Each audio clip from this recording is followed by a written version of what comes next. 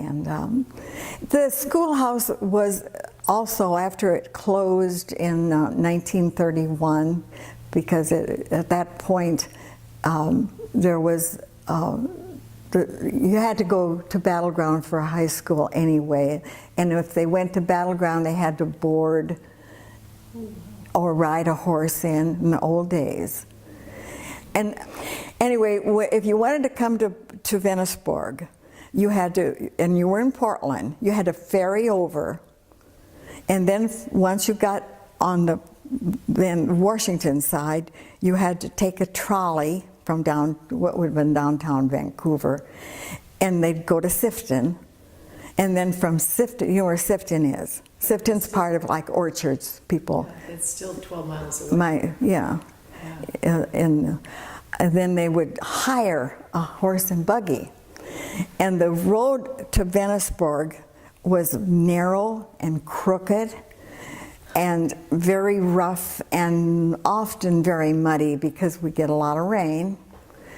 And sometimes even if, you know, it would be, they said it was hub deep. That would be sometimes, so they were all sometimes pushing to get, when they would get stuck. And they finally, I'm trying to think of the year that they finally built what was called a puncheon. It's like luncheon, only with a P, made with slab wood, and then the rounded part was what would be up. And I thought, when I first heard that, I thought, I would think they'd put the flat up, but they put the rounded up. And I'm sure they had a reason for that, if you know that type of work. But wouldn't that be kind of bumpy? Maybe it was for traction. I don't know. But often they were out pushing. And so anyway, if you wanted to go to school and be in high school, because 16 I think was a limit here, then you had to board and room or ride a horse. That was the only way you could get in.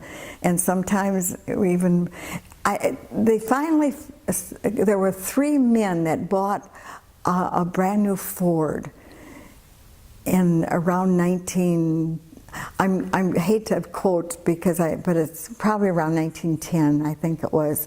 And they went together, and I have their names, but they bought a Ford, and then they would be hired and take them in. And I think at one time there were 9 passengers in that Ford. Oh my gosh. But often they'd have to get out and push because it would get stuck in the mud. So we have it so great, and we complain even when the lines get a little dim and we want them brighter to drive. And then you think of what they had to go through.